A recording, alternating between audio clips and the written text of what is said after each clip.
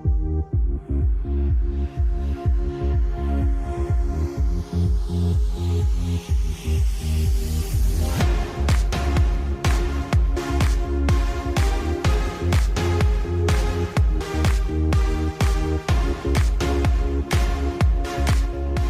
Federation Internationale de Volleyball, commonly known by the acronym FIV, is the international governing body for all. Hi, good afternoon everyone. At this video, we're going to talk about what is serve and what are the types of serve and how to serve. Okay, so first and foremost is what is serve? A serve is used to play the ball into play to volley, and serve is the only skill that controlled solely by one player.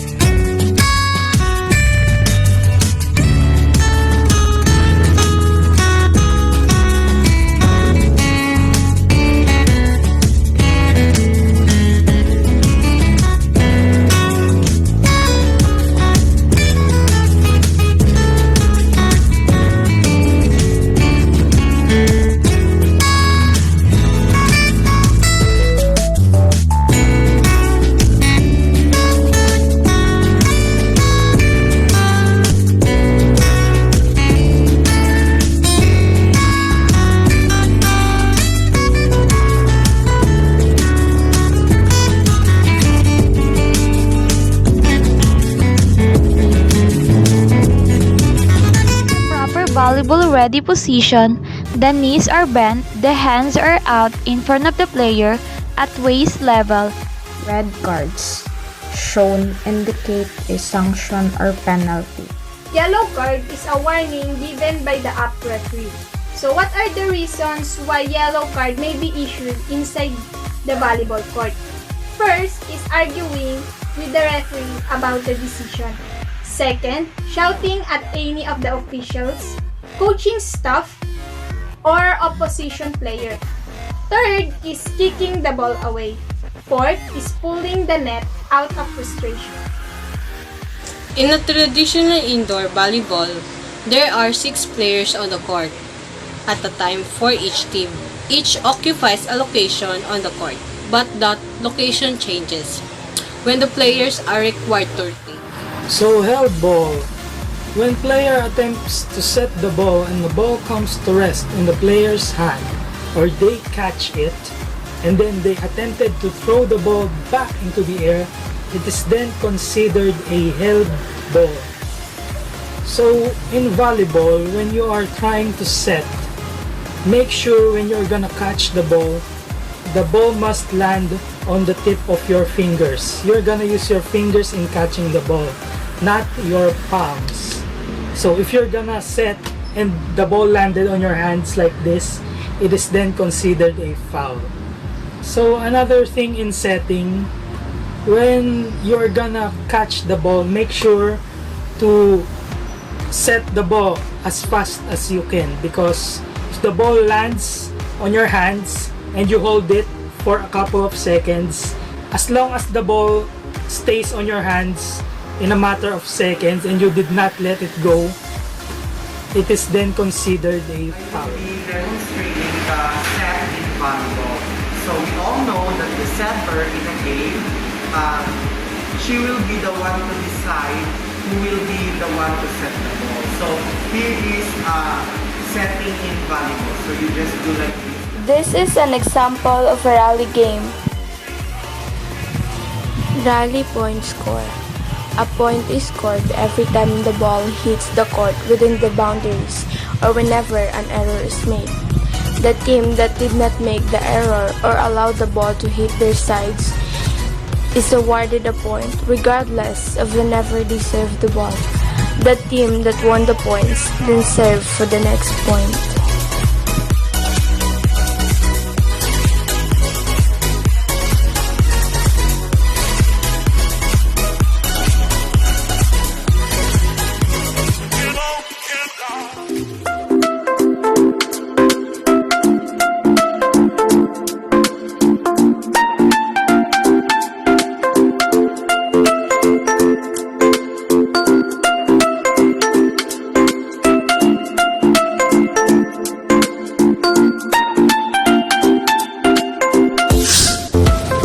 Now, let's talk about block in volleyball.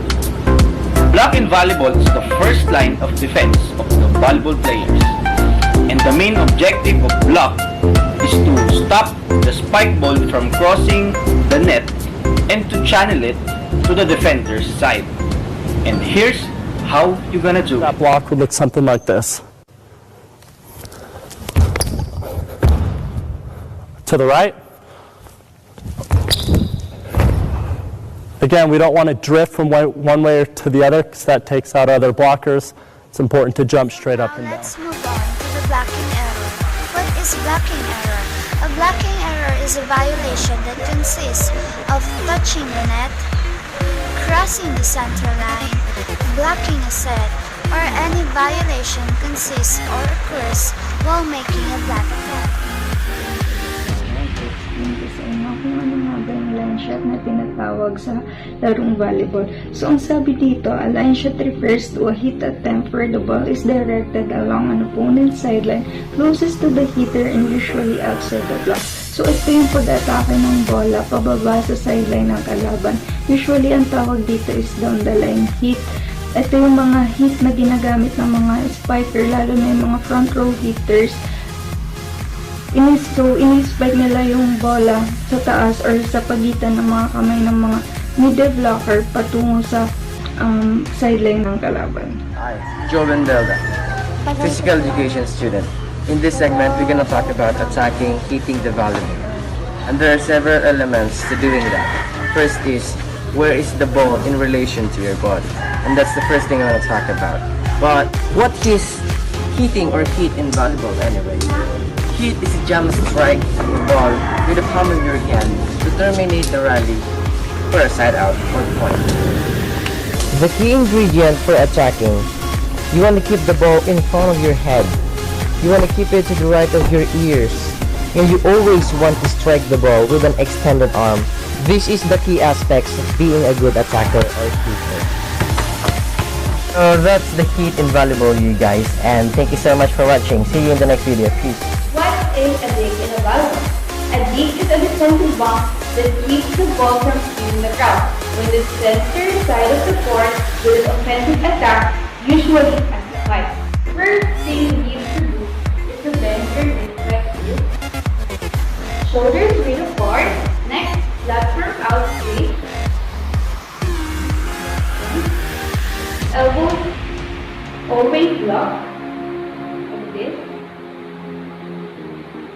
Shoulders facing towards the ground. And keep low whenever you hit the ball.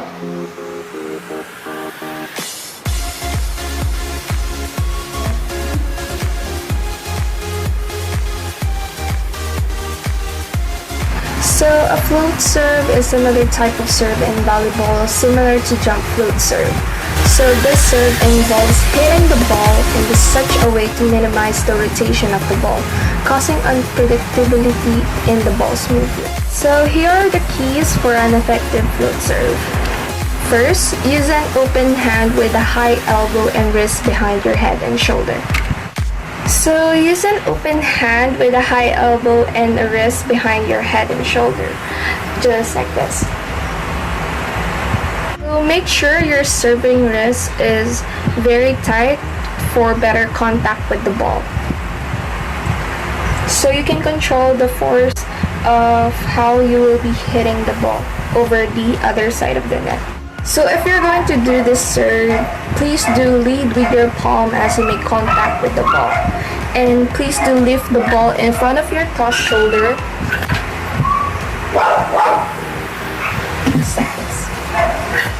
And lastly, please do make sure to follow through all the way past your serving side hip.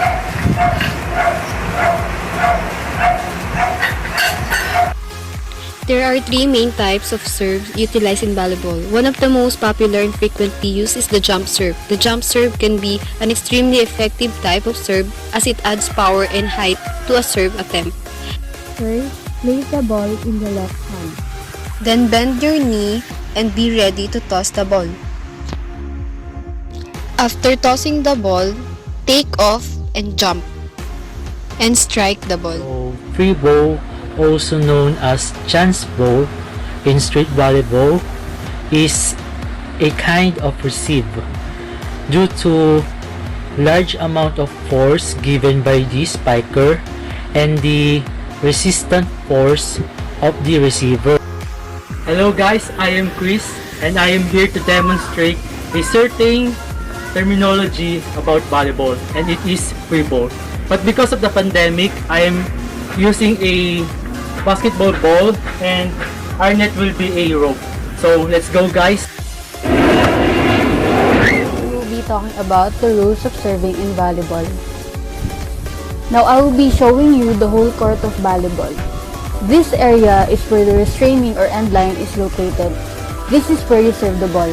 The player serving the ball must stand behind this line at the back of the court until after they have contacted the volleyball. Now let's proceed to the next topic, which is how to serve the ball. Now there are two ways serving the ball, such as underhand and overhand.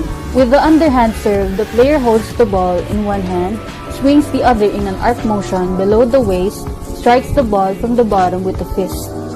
Or with the overhand serve, the player tosses the ball with one hand, strikes it in the air above their head with the other hand. In addition to that, the ball must be clearly visible to the opponents before serve.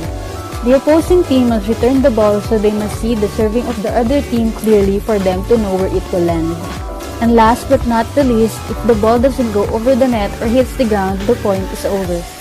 Serve ball should face the net and drop to the other side. Good afternoon everyone. Today I'm going to talk about the terminology in volleyball, which is ace. An ace is a service that lands on the opponent's court without being touched, like this. Impressive numbers from Engapet. Hostage back on. Oh, is that a clean ace? Yes, it is. Now he's showboating.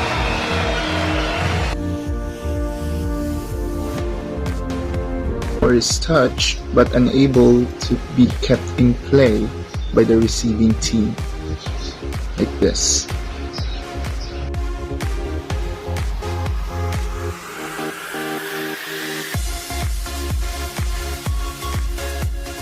So today we're going to talk about terminologies of volleyball, and I will only give you just one example, which is backset.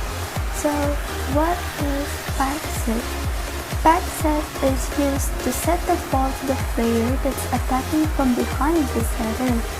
This can be a planned play or an adjustment during a broken play. So how are we going to do that? First thing you need to do is position your hands. Bring your hands a bit higher than your head. Make sure that they are about 5 inches in front of your forehead. Your wrists and palms should be facing toward the ceiling. So the second thing you need to do is catch the ball. When the ball comes to you, catch it with all your fingers. Your ring and pinky fingers will help you to keep the ball stable, while your other fingers will help you to direct the ball. So the last thing you need to do is push the ball up. Finish your backset by pushing the ball up. Straighten your arms and release the ball into the air. So when you move the ball backwards, it will naturally travel behind you. If you want to improve your backset, practice making a J motion with your arms. Hey guys, so I'm Bunny and I will be talking about free ball. Now what is free ball? A free ball is a ball that is returned by a bump or pass rather than a spike. When this occurs, the team that will receive the ball will shout free ball or free, informing the team to back up and get in a serve receive position. An example of this will be shown courtesy of YouTube. Let's go! Beautiful overpass. Block meant to serve. Good serve. And the overpass easily dispatched.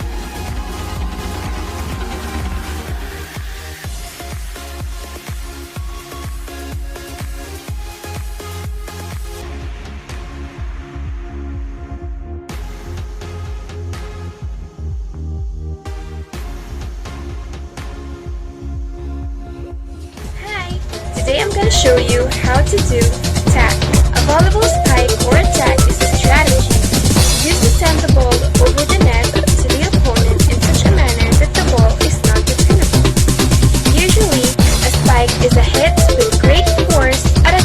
angel. To attack well, there are three essential points. Number 1 is jumping, number 2 is hitting, and number 3 is landing. Firstly, jumping properly. Head to where you're going to hit the ball. If you're right-handed, finish the run-up with the following 3 steps. Left, right, and left. Hitting well. At the peak of your jump, direct your weaker arms towards the ball to help you balance. Position your strong arm behind you, bend, with the elbow above the shoulder. Hit the ball when it is high up in its trajectory as possible. Last step is landing. Control your landing to avoid any contact with the net or going into the opponent's court, which will count as a foul. Land on the front of your feet, then bring down your heels and bend your knees slightly. And that's how you do the attack. Thank you. Hi guys, we're here to talk about fouls in volleyball. So what is foul in volleyball? Fouls in volleyball is an act of error or violating a rule. I'll give you an example of common fouls in volleyball. First, touching the net. Second is blocking the serve. The third one is hitting the ball twice. There are 2 severe fouls that can referee give you. First, yellow card. Yellow card is an act of warning. And red card is an act of kicking a player out in the game. I'm gonna talk about assist. An assist is passing or setting the ball to your teammate who is attacking the ball for a kill. But generally, any ball that is delivered by one player to a second player to allow that second player to make a kill is always an assist. Player is awarded an assist who attacks the ball for a kill. Forearm passing is performed by bringing the forearms together to work as a platform for passing the ball. Historically, the forearm platform has been the most commonly used surface for controlling the first ball sent over the net by a serve or an attack. So here's an example of forearm passing.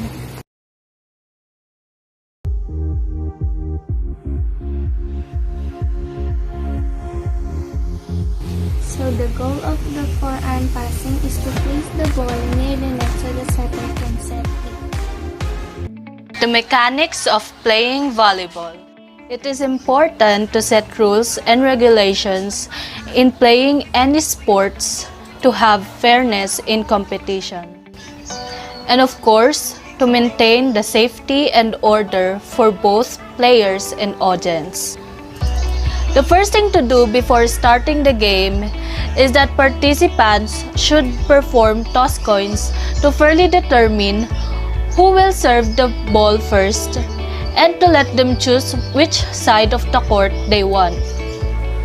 Next, each team should only be consist of 6 players. They are called the setter, right side hitter, middle blocker, outside hitters, and the libero. The volleyball may not be played off in an adjacent court. It is for the reason that adjacent courts are more than one court that are not widely separated. For example, when both of your team and your competitor's team are playing while there are other couple of teams playing in a court beside you, there are some instances when their ball can go through your court and it can cause confusions. Next, any ball which hits the ceiling is still playable if it's about to land in the side of your court, but considered dead ball if it lands in the other team's court. And lastly, for the player's safety, jewelries should not be worn during the game or should be tapped. If you refuse to remove your jewelry, you will not be allowed to participate in the game. But medic alert bracelets or necklaces are exemption to this rule. The serve is the only skill in volleyball where the player has complete control. The underhand serve is the easiest one to teach because there are few variables. Since the underhand serve does not involve a toss, it's easier to learn and control. When learning how to serve volleyball, you will need to learn techniques for the overhand serve. The two main overhand serves are the topspin and float. The overhand serve is tougher to pass than the underhand serve because it comes faster and drops faster.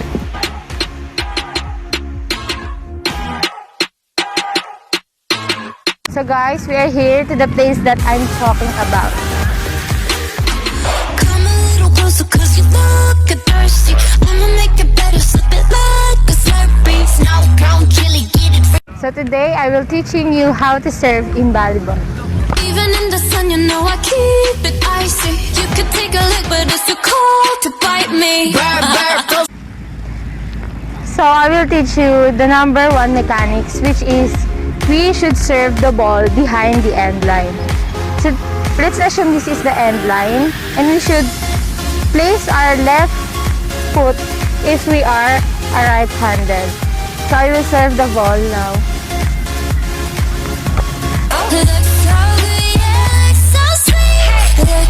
The mechanics too is we can serve the ball these two times. It is underhanded loop. Second one is the overhanded loop. All this with the kiss, so he call me ice cream. Catch me in the fridge, right where the ice be. The mechanics number 3 is the ball should be visible to the opponent before you serve, like this. Love so good, yeah, love so sweet. Hey, baby, you deserve it. The mechanics number 2 is, let's first imagine this as a net because in this place we don't have net and I don't know where to go. So the mechanics 2 is, if the ball hits this net and drops on the side, you will get the ball. Diamonds on my wrist, so he call me ice cream. You could double dip, cause I'm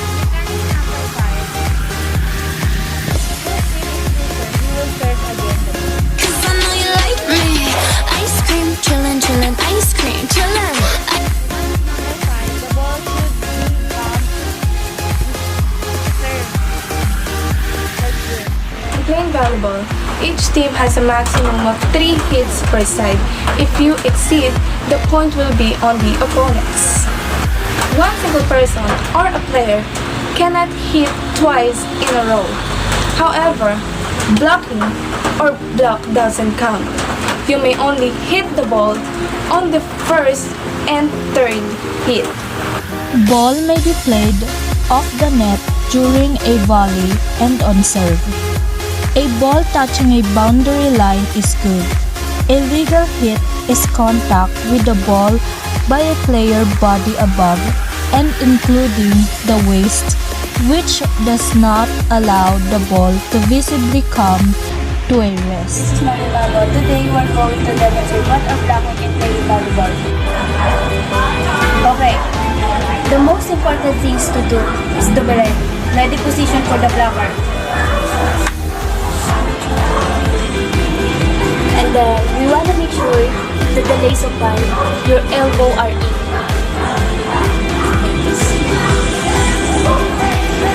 Next, place your hands in front of your face. Your hands place between the net and your face. The blocker must be ready to move from right to left.